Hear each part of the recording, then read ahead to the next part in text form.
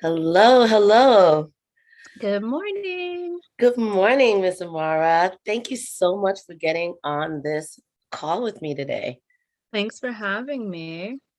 So, Amara, you know why I wanted to really speak with you. Um, finances is something that really scares a lot of people. So, why don't you first start by sort of introducing yourself and what it is that you do? Okay. So, hello everyone. I'm Amara Hercules. I am a financial advisor. I specialize in tax preparation for personal income taxes as well as small businesses. I also help people get insurance, life insurance, business insurance, and I help my clients with financial planning, doing a financial strategy and helping them reach their goals in life. Fantastic. So, Amara, you work with businesses, work with fancy people. Um, you know, what about, you know, people starting out with not a lot of money to save? And why do you think it's so important to like save when you're young? Like, why not wait till you're a little bit older? And if you just don't have enough to save, what can you really, really do? Well, I mean, I personally come from humble beginnings. I'm the firstborn generation to immigrant parents. So I definitely have a lot of my clients who are in the same boat as me and who don't have a lot of money, who are just starting out, whether they're single or they have, a young family and things like that. So a lot of people have, like you mentioned, a fearful relationship with money. It's so funny. I joke with some of my clients, I'm like, I'm a financial therapist for them, because a lot of us, especially immigrants, are not taught how to have a proper relationship when it comes to money. We're taught to, get a good job, probably work 30, 40 years for that company, save every single dollar you can, and hopefully you'll retire somewhere or something. But life doesn't always work out that way, right? Yep. A lot of people rack up credit card debt, especially, when they're very young, because we're not taught how to use a credit card properly. And as soon as you turn 17 and 18, you start getting those credit card offers in the mail and they just flood you, right? And you're like, ooh, I got a credit card. And you just start swiping and spending, not realizing what you're doing. Right. Also, a lot of people have student loan debt. They're not taught how to apply for different grants and things like that. So they take out a whole bunch of loans and they wind up with a lot of student loan debt. So my initial goal is really to deal with everyday people like myself who want to have a better relationship with money, get a handle on their finances, and reach whatever goals that they have for themselves. So, could you give an example? You look so young. I mean, how long have you been doing this? But can you give us a good example of someone that you actually saw change from living check to check or not even working and being able to make a big difference, like buy a house or get an apartment or stabilize? Of course. I mean, myself, I'm a prime example of that. I've been very fortunate to have, I want to say, decent paying jobs, growing up, jobs that kept up with the economy and things like that. But there was a point in time, especially when I was very young, much younger, where it was just, I'm spending money, I'm hanging out, I'm traveling, I'm buying things, and not realizing where my money was going. So I had to do some self-examination on, what is it that I'm really trying to do out here? What are my goals for my future? What am I trying to accomplish for myself? Because yes, I'm working very good jobs, but I'm not seeing any real fruits of my labor. So with that self-introspection, it really made me want to get into the financial industry and really help other people get that self-awareness too, and then help them achieve their goals. So Um, that's the first step is that you it's not about the money per se, it's about what your goals are. Like, what do you really want at the end of the day? I want to say it's twofold because sometimes you have goals, but you're not making enough money to reach those goals, you know? And unfortunately, especially right now, a lot of jobs are not paying people proper minimum wage, or it's just not enough to keep up with the high cost of rent and daily living expenses right now. So you might need to have two jobs in order to meet your financial goals, or you might need to think about changing your career or the field that you're in so that you can reach your financial goals.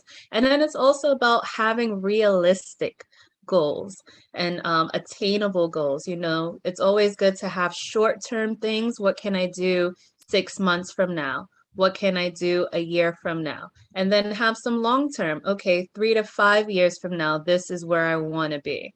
So it's I feel about setting those ladder stages, those steps. okay, because I really do feel it's hard for not just young people, but actually people to see far ahead in the future. So I think some people are really good at it. Some people love to plan, but other people are really, I'm a planner. I I love can to tell. plan. I can tell. I'm not so much of a planner, but I do know that when I do plan, things tend to work out much better when they're planned. Yes. It's very exciting when you do things unplanned, and they can work out really well too. But there is definitely a benefit to planning. So what you're saying is that you need a long-term goal, but you also need short-term goals, like little Yes. quick things that you can do. So let's say I was somebody who really is frustrated with my financial situation. Um, what is the first step in making a short-term goal? So one of the first things that I do with all of my clients who come on for financial planning is doing a budget. And I know everybody cringes at that word. They break out in hives. They get cold sweat when they heard the word budget. So I usually like to say, let's look at your financial strategy. What are your everyday expenses? Where is your money going? So I have a document that I make all of my clients fill out. I need to know where is your money going. And it really gives them a lot of self-awareness when they fill out this document on how much money that they're actually spending every month. Because right now we live in a society where everything is either we're swiping or it comes directly out of our bank account. You're no longer breaking a $20 bill. You're no longer always breaking $100 bill. So you really lose sight of where Yeah, your money is going. yeah, So filling out that document opens up people's eyes automatically. I've had some clients cry after they filled that out because yeah, they were just like, wow, this was an eye opener for me. yeah. So definitely having some type of document which shows where all of your expenses are to get started. Okay. I actually did that once. And then what I actually did was start writing down everything I was spending for a couple of days. I was supposed to do it for a week and I only did it for a couple of days. But I We'll was see. shocked. I was shocked at how much money I was spending on non-essentials, like things that I didn't like car rides, getting in, how much I was spending on Uber Yes. um in 1 month, and how much I was spending on eating out. Yes. Just those numbers were really, really high. Yes, those are actually the two highest transactions for most of my clients too. And a lot of people don't realize how much they spend when they're dining out and how often they are dining out, whether it's just buying, your Starbucks or Dunkin' Donuts every morning to actually having full-blown meals for lunch, for dinner. That's easily a $50 tab every day for 5 days a week. So that is definitely two of the highest price points for a lot of people.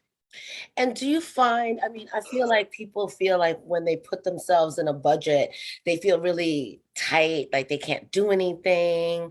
How do generally people feel when they actually do a budget? and Oh kind of yeah. like follow They, it. like I said, people cringe at the word budget. They feel like they're being choked. They feel like, oh my God, I'm gonna die. I can't live anymore. But that's the thing. A budget is not supposed to be a restriction. And I think that's what a lot of people look at it as I'm being punished. I'm restricting myself. No, a budget is supposed to be a tool for you to use, a resource for you to use so that you understand your relationship with money, so that you can see where your money is going and then help you attain whatever financial goals you want. I have clients who still travel, who can still save to buy a house, who buy lavish gifts for themselves because that's their thing, but we fit it into the budget and we're paying down their credit card debt and we're still saving and we're still doing this and we're still doing that. It's all about your goals for yourself and how we can work around all of that. Okay. I actually will say that when I started working on a budget, I actually felt like I had more money. At first, I thought it was just going to be this awful thing, but then I realized I actually have more money to spend because I know where it's going. Where do you think people get the anxiety and stress over money? Why do people feel so well, and not everyone. Some people go right in and want to look at it, but what is it that do you think that holds people back from really just doing a budget and really looking at their finances? It's just taboo, taboo, stigma, society. Yeah, some people are gun-ho about their finances. I want to see what's going on. I'm one of those people. I track, I look for everything. I probably check my bank accounts 3 times a day to see what transactions came out just to make sure what's going on. But a lot of people don't have these conversations at home with their parents growing up. Your parents don't come and talk to you about saving. They don't come and talk to you about, okay, this is rent, this is light, this is gas, this is what our expenses are. So you need to understand these things from when you grow up. There's no kind of real education and resources in most homes, and there's not a lot of education nor tools and resources at school either. We learn all of this math and arithmetic and trigonometry and calculus and stuff like that, but it's not until you get to college where you learn economics. Why are you not learning some type of economics when you're in elementary school Right. on where your money should go and There's no how to personal finance. I mean, in exactly. college, I took an economics course, but it still didn't go over personal finance. It still did not go over that. Um, I think you're right. I mean, I think that people are really afraid of looking at their budget because I think they're afraid of not having enough and just being fearful of that and feeling Yes. very scared that they're not going to be able to make it next week. So Mm-hmm. it's better just not to look at it at all. Yeah, out of sight, out of mind. I won't have to worry about that. I'll make it happen however it happens. We'll figure it out some way, somehow. So it is that type of ignorance that a lot of people do like to have. It is sometimes just taboo to talk about it in a lot of families. Like my kids don't need to know how much money I make. They don't need to know all of this type of stuff. But okay, they don't necessarily need to know how much money you make, but they need to know how to handle money properly. When we go to the grocery store, do you teach them how to look at prices and compare different items? There's 10 of the same items on the shelf.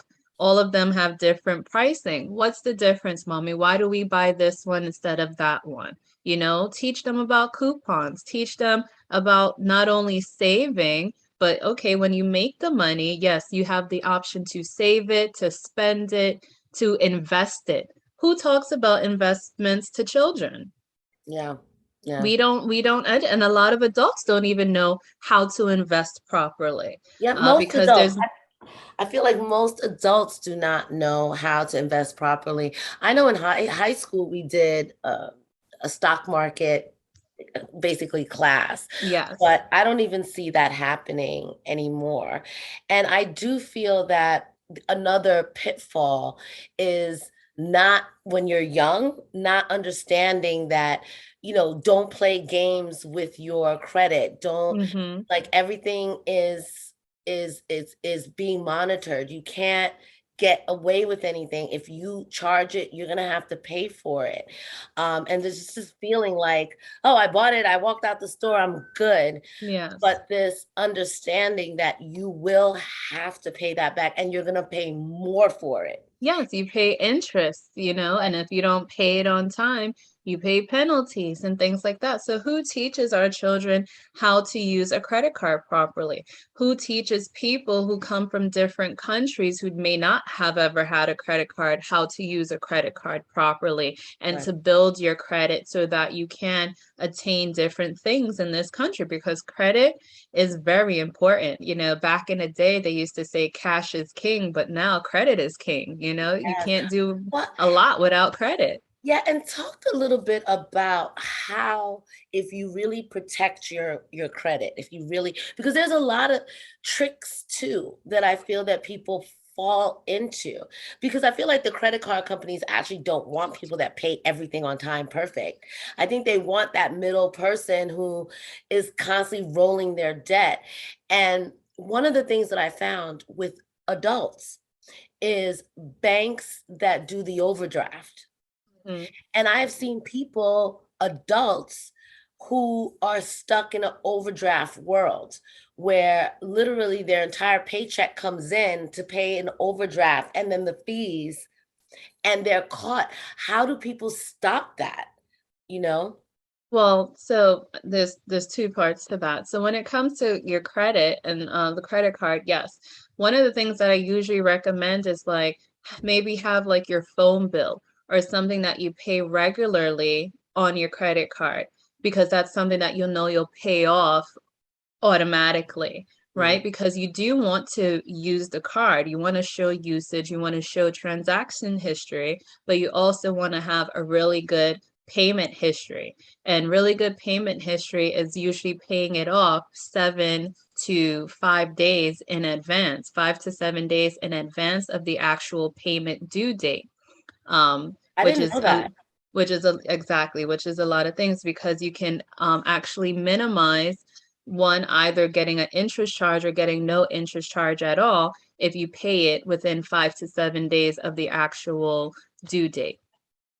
So that's a good keynote. So I usually recommend something that you pay regularly, and you're gonna have to pay this, have that being billed to your credit card and have that on auto pay. So you just pay that off regularly to help have that transaction history. You always want to be under about 30% on the credit card on the overall credit limit.